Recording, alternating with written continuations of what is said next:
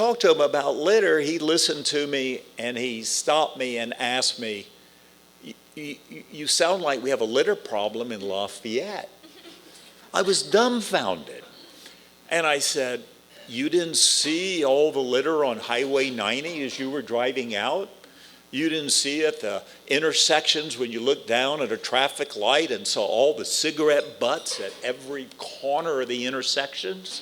You didn't see coming down Bayou Tartu to my home, not only litter, but dumping, where you get a mattress, you get a battery, you get a sofa, you get the recent, cleanup of a backyard? He says, no, I really didn't. I just don't see that. And I said, well, would you do me a favor? Don't get on your phone on the way back to the office, and I want you to look on the sides of the road, the intersections, down the highways, state roads, the city roads, and see what you see. And he called me as soon as he got back to the office, and he says, oh my God. Oh my God, I never noticed. And in our survey in 2019, we found that there was actually really three kinds of people when it comes to beautification. One, like the mayor, that just becomes blind to all of these things that we've gotten used to. And it's there, but you just get used to it. You have the other, folks like us, and that is when we see litter or we see something not right, it screams at you, and you feel like you really need to do something about it. And then you have another group that just really likes to throw crap out of their cars. And so as we developed the campaign for Parish Proud, we needed to cover all three of those folks.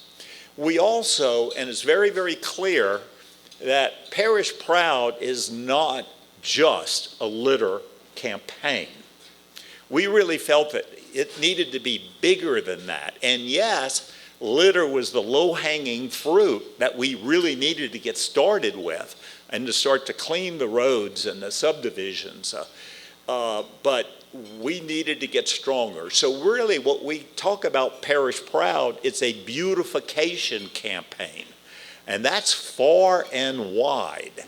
So it's about planting, it's about, blight, it's about high grass, it's about beautifying the community. And it's really amazing for some of you councilmen in the room, council people, I'm sorry, is that it's about straight signs, it's about, the holes in the sidewalk, if you will, within the city. And all of the communities have usually pretty good ordinances about blight and about high grass and all, but for the most part, it's not enforced. So it just continues to happen. So we concluded by really having 5 pillars. I kind of like talking about the odd 5-legged stool. And you can see them on the screen, but it's very broad in a lot of things, and we take on one at a time and we try to move through it. And we believe we have made progress, but this is a journey, ladies and gentlemen. This is a very long tail campaign that you're embracing in. This is generational that you are going to have to work through, starting in the schools, educating, putting signs out, making people embarrassed when they want to throw something out, but they're scared to death that they're going to get pointed out or that they are going to be called in. We want an enforcement agency of every person in the community enforcing beautification, and it's working. So with that, I want to get into the slideshow because I could talk about this forever. And y'all have been introduced to Chuck, and Sarah Mary already. So you guys come on up, and we're going to see our first 2 commercials that we started in beginning of 2020. They're very short, 1 minute.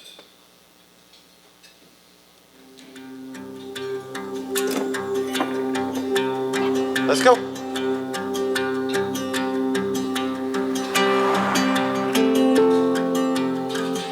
Whatever you want.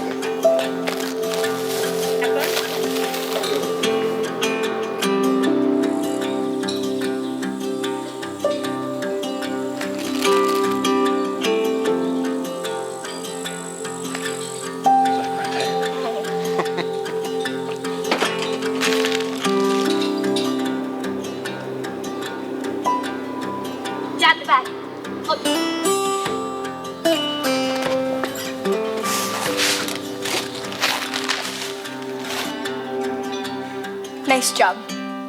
Thanks.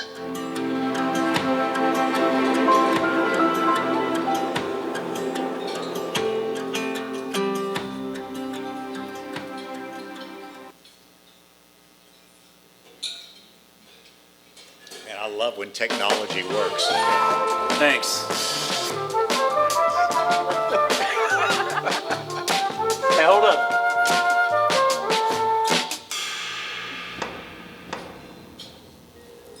Hey, man, come on. Don't worry about it. Don't worry about it.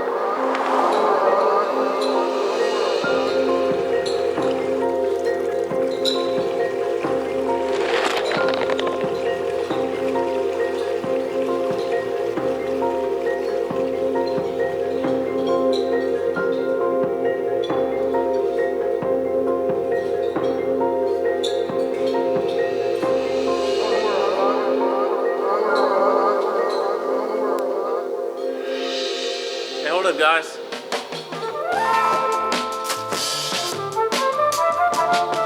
Nice job. Thanks.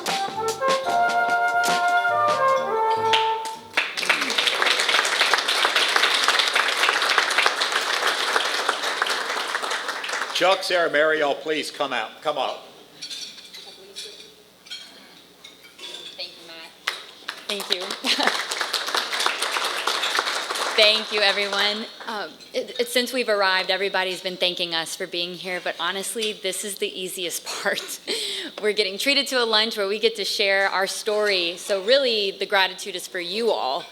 Matt always talks about how important passion is in this industry, and we can have plans and skill sets, but if we don't have passion, then you're not gonna last, right? You have to have the passion to keep you going, and that's obviously palpable in this room. So thank you so much for being here to hear our story, and we hope you can glean some ideas of the way forward, and of course, this is just the beginning of a new relationship. It's hardly the end.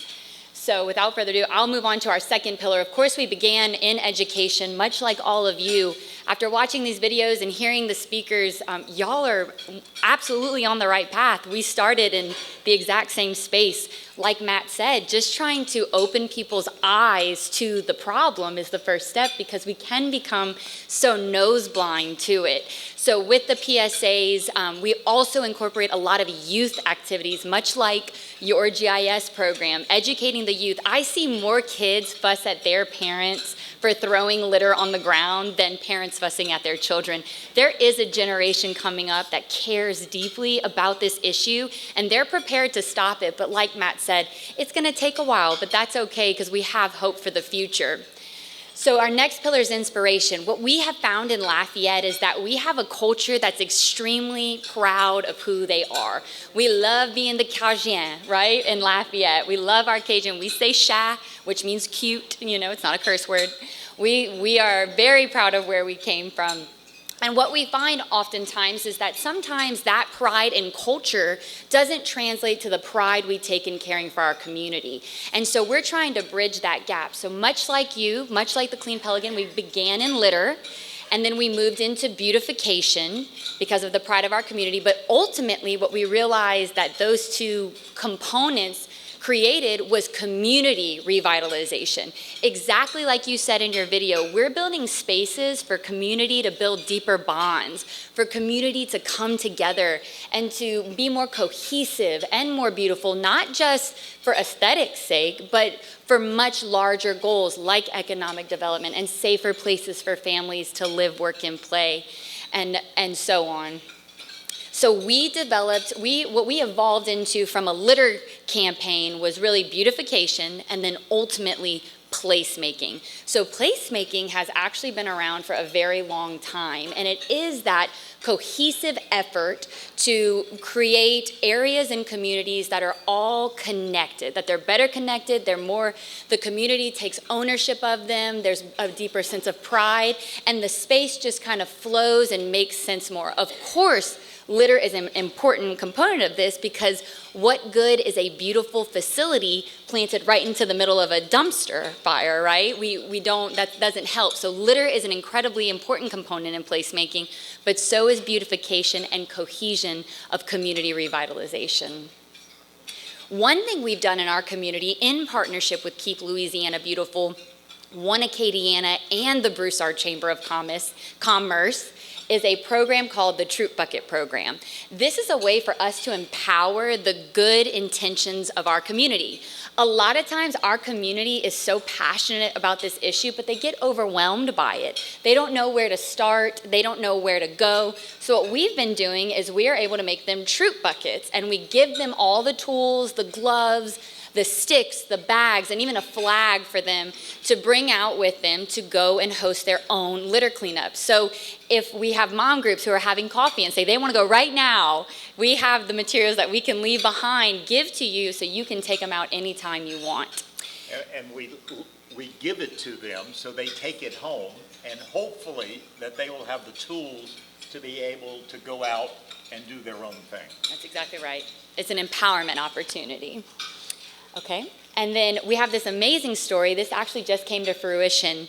Keelan George is an Eagle Scout who is seeking to secure a new badge in his troop, or to level up to the next phase. What's beyond Eagle Scout, Matt? I don't know what's the next phase. Well, you're about there. Okay. So he's trying to get the gold star of the Eagle Scouts. And so what we've been able to do is we do have a need in a local park where we're going to be visiting it on June 8th to host another large revitalization effort. But Keelan is going to go in, he's going to lead a troop beforehand, and he's going to help us do some beautification around the pond, which is a bit more of a meticulous effort that we kind of need a very small group to take care of and we oversee. But again, this Eagle Scout, Keelan, reached out to us so that we could give him the materials, but he makes the plan and he executes the vision. Collaboration. So what we do, and I love your safety film. In fact, I'm going to see if we can't borrow it and use it. But we're always very, very concerned in regards to anyone getting hurt. So if it's an on-water program, we stay away from that, and we bring people in that is used to being in boats, trying to keep kids off the water. On heavy traffic roads, we do not put volunteers in heavy traffic. So we use the Sheriff's Department deputies and inmates. We use a number of outside sources, such as lawn services, with what we have called Go Mow, and they are cutting all the grass, throughout the city, and they're required to pick up the litter. And so we just don't have high grass in Lafayette anymore. In a bid program where you bid each section of each street out, and lawn care services can bid on it. The lowest bid gets it, and they keep the grass cut, the trees trimmed, the litter picked up on the busy roads. It really is a great program. And then from there, we started what we call no throw. So they are also now contracting people, as well as the Sheriff's Department, on busy intersections to go out and to pick up litter to ensure that none of our volunteers would ever get hurt. So our next pillar is participation. So when we began, participation did strictly mean volunteers. We needed hands, we needed bodies, we needed interests, we needed passion. As we've evolved into a more self-sustaining organization, we've always asked for time, talent, and treasure. Time has been in our volunteers' commitment to us, their investment of their time to help us with our efforts. Talent has been in staff and growing our capacity to manage this very large and widespread challenge. And then treasure is in funding. So we have actually, we've closed off our events at 500 people, 800 people, but we somehow always seem to get 100 extra people on same day events, which is a blessing. And you know what? There's enough litter to go around. So we just put them on litter while other people are managing other projects. But as you can see, there are various colors in this photo. This is from our Parish Proud Day in 2023. All the different colored t-shirts represent a different business or nonprofit that participated in our event that day. So you can really see a beautiful reflection of who our community is in just the various colors of the t-shirts. And we have a no barriers to volunteering policy. So before our Parish Proud Day in 2023, we actually invited Alex Mack, who's a young artist at UL and a part of the LIFE program. She has Down syndrome, but she led her schoolmates in the painting of a beautiful Lafayette sign that sat as a centerpiece to our entire beautification effort on September 16th. So we make sure that it's fun for families. We have activities for kids. We tell them to bring the children. If they pick up a shovel and hit the ground for 20 minutes while you do something else, that's perfect. We want everybody to feel like there's a place for them and that there's something for them to do. And there is. At Parish Proud, there's more than enough need to go around. And it's exciting in our volunteers. So we have breakfast for them in the morning that is donated by McDonald's. We also do sets up of lots of toys. We do pools with water with little fishing poles for the small children. We try to make it a family event where they bring the entire family out. Afterwards, we have, in some of our events, we have a barbecue and they can get to have a lunch. And we found really that at the end of the day, to really gather a lot of people, create not only a work schedule, but also to create an entertainment schedule and to be able to bring all the family out. And we have found that this really does bond the community together. We even bring face painters in from a local, from the Christian Youth Theater. So these little children are running around with shovels in their hands and butterflies on their faces. It's so sweet. It becomes a little bit more of a festival feel. It's fun. And then, of course, staff. So for now, Chuck and I are the two main workers, of course, with Matt's fearless leadership.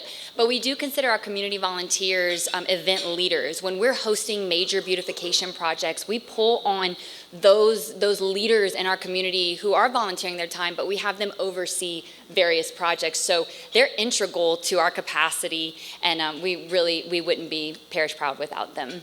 This is very interesting. I had Mayor President from one of our surrounding parishes after the first year that we were doing Parish Proud and we were getting some good marketing, social media. And so he comes over to meet me, and I knew him well, and he says, Matthew, he says, you have just started such a great program. We want to start it in our parish. When can you come and do it? And it was like, well, it doesn't quite work that way. And so we are Parish Proud for Lafayette Parish and the surrounding 4 parishes. We're not a state program. We're not promoting here that you become a Parish Proud group. You've got an incredible group. We really embrace lots of organizations, lots of groups by doing their own thing in their own communities. That is what's so important. So even, a municipality in Lafayette Parish, Broussard, where I live, they didn't want to do Parish Proud, but they did Broussard Proud. And so any way they can float the boat, man, you want to go after it. And then it is about cherishing that community. So what we did, and we just brought a few of the signs of the 7, don't litter Carencrow, don't litter Scott. These are all small towns within our parish. Don't litter Youngsville. So I am the chief sign putter-upper. Yeah, the only. I have put up hundreds and hundreds, if not thousands, of signs. And I have full permission from DOTD on state roads. I have full permission from the city governments to be able to do it. And I have rules, and I'm very careful on that. But it's so important when people are driving into their community that they see their community is about Parish Proud of Scott or Youngsville or what have you. And I think that that's been really powerful. We finally, after a couple of years, got to be on 311, which had recently been started, where you can dial 3 and you can report litter or dumping. And as I said, we want the entire community to be our enforcement agency in being able to report it, most especially when they report litter or they report, seeing somebody litter. We have to do something about it right away. Right. So when they're reporting to 311, they contact us, they contact the parish sheriff's department, and we have teams that will go out within days and pick it up. So when people are going back and forth and they've called it in and they see it's been cleaned and picked up, it gives them encouragement to be able to continue to report litter and to be able to report people who are dumping or littering. And it's very, very important to get that team. It is a village that makes beautification work in any community.